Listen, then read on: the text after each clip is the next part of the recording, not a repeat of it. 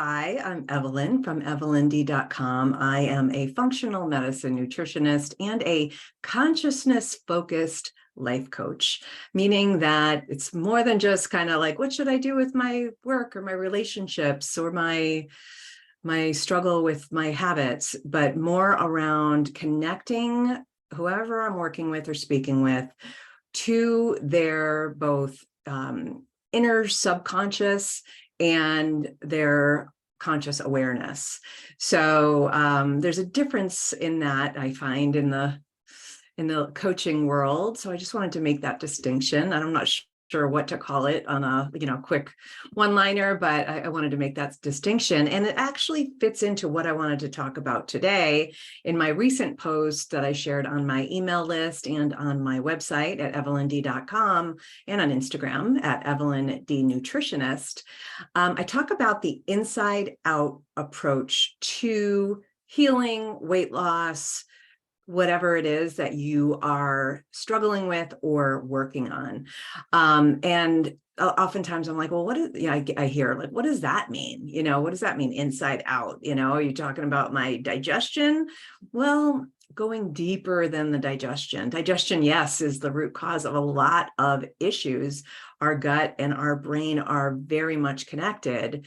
But this goes even beyond that, because in our consciousness, that's where we start to make those connections to our body that communicate to the body, that then indicates like how our metabolism works, how our nervous system signals to our immune system and different parts of the body, the gut, the skin, whatever.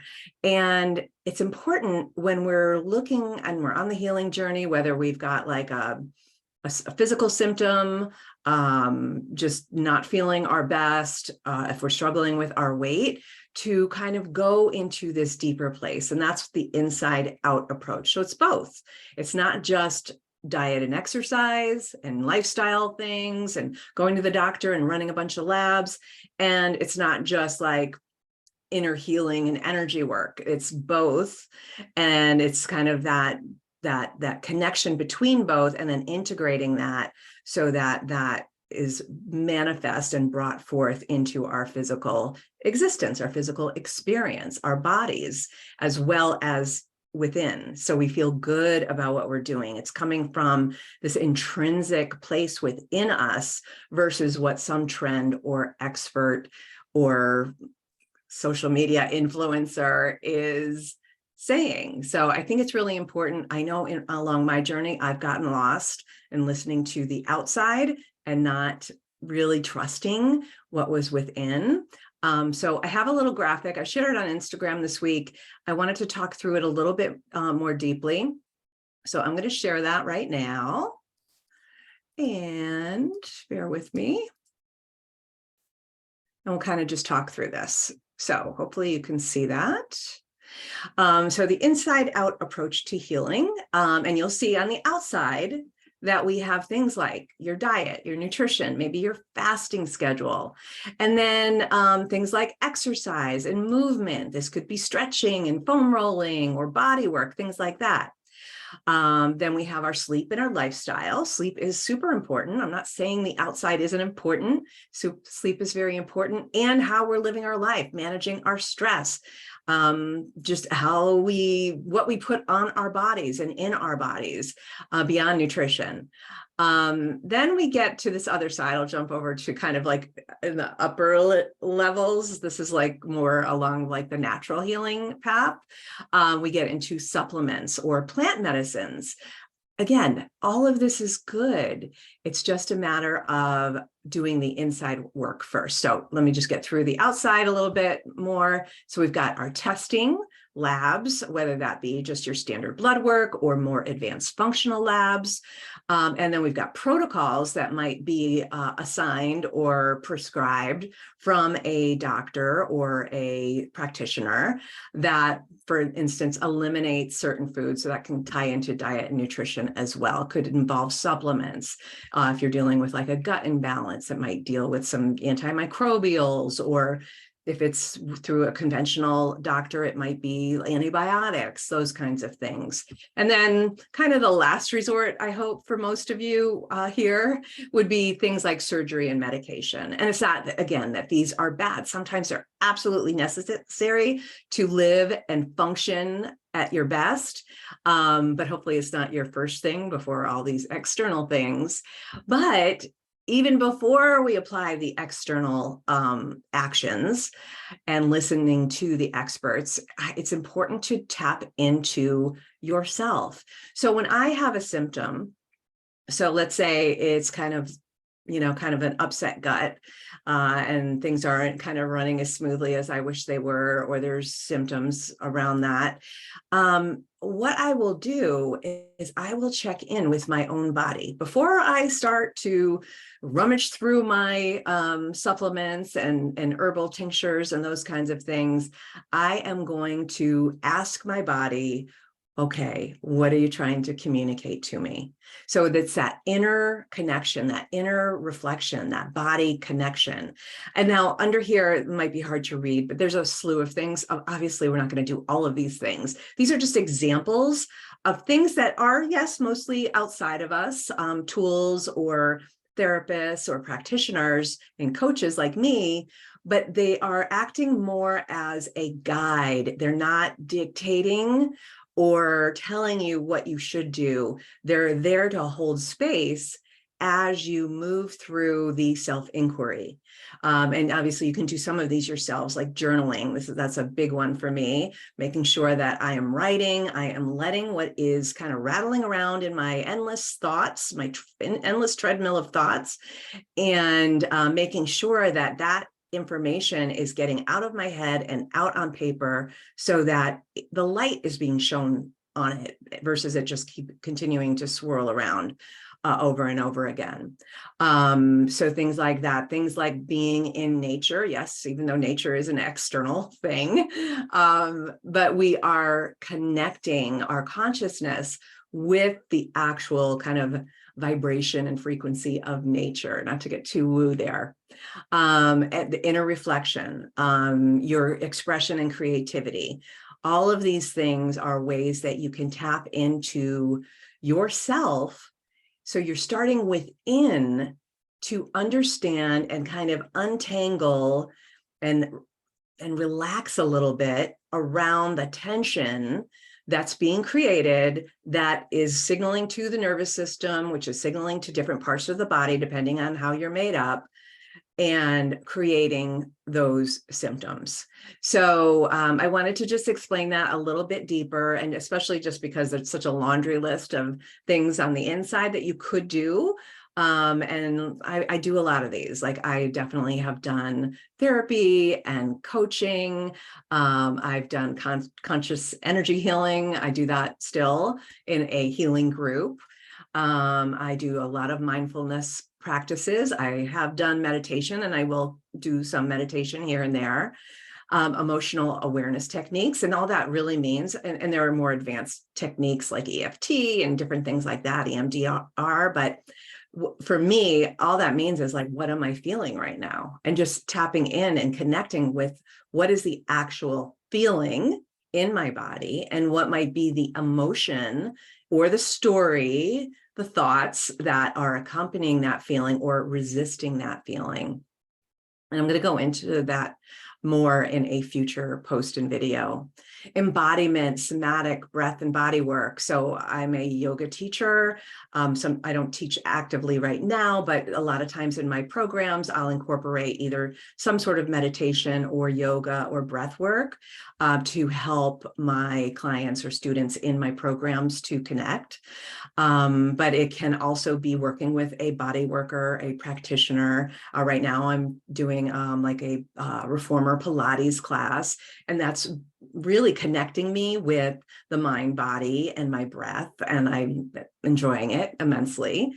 Things like your journaling, which I've already mentioned, your inner work, and so it could be journaling, it could be a workbook, like I love the holistic psychologist work.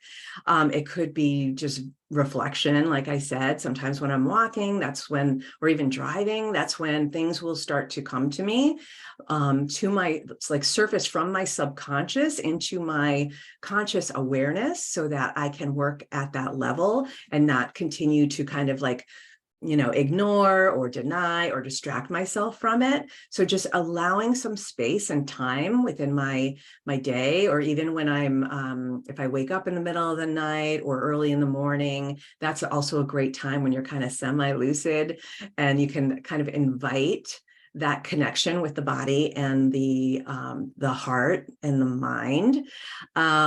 Things like healing groups, communities, self-study. Again, like I'm in a consciousness healing group, but we also have an aspect of it where we are practicing journeying, consciousness journeying, and kind of learning about others and helping others see as they help us. So there's like this community aspect to it.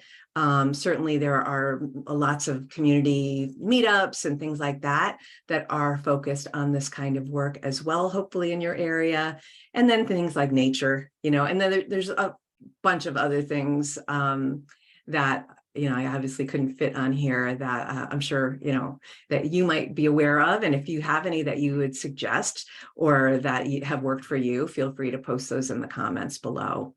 So the point is, it's not one is bad and one is good in terms of inner and outer. They all can be good, but I'll tell you, and I wrote this in my Instagram post, when I first got my shiny new master's degree, in nutrition and functional medicine nutrition, and I was doing my clinical work, I was all about, what is this person presenting with? What are their symptoms? If there are any labs that we want to run, hormone testing, food sensitivity testing, those kinds of things. And what do we need to change about that person's diet or lifestyle? That was a huge part of my focus for many, many years in the beginning. And what would happen is I'd always kind of incorporate the consciousness awareness, like understanding the emotional component, especially because stress was such a big factor that people would indicate. Like in my intake, if you ever work one-on-one with me, I have the scale 1 to 10, like what's your stress level? And so that's an indicator, whether they are rating it very low or very high, that's an indicator that there might be like out of control things going on in this person's life. Or if it's very low, it could indicate some suppression, right? Some adaptation that person has developed to deal with stress, and saying like, oh yeah, I have no problems. Well, that's just not how it is in our modern society for most people. And if your stress is 0 or like low on the scale, you probably don't need me. So that's always a interesting kind of indicator as well. So it's kind of exploring from that in those beginning days of my practice in the clinical space, exploring that more deeply now, because what would happen is we would do the diet, we would kind of do the mindset focus as well. That's been a big focus for me for the past several years. But what has started to surface over the past 2 or 3 years in doing my own healing work is more of this consciousness level, the subconscious, whether that be childhood traumas or just ways that we've adapted or created beliefs around our worthiness, around our ability to love ourselves, our ability to feel safe, whether it's a major trauma that might have occurred in your childhood or just how you were raised, and what you believed as you went through different experiences in childhood. So that work, I find, when you actually go there, usually first, sometimes in tandem, that's when you can really start to make a huge difference in terms of that inner healing and that shifting of beliefs and the protective patterns that create the symptoms or the, kind of the sensitivities to food or the weight struggles or the hormonal imbalances, whatever it is. So oftentimes you don't really need to put all your focus on labs and supplements and diet when you resolve or start to work and make shifts and practice the inner work and the inner awareness, and then the inner work in that in terms of shifting your perspective and your beliefs. So I hope that makes sense. Please let me know if you have done similar work or what you're struggling with. And if you'd like, feel free to schedule a free discovery session with me. If you do resonate with this content, please give it a thumbs up, can share it, leave a comment, and I would appreciate that so much. And we'll see you real soon. Take care.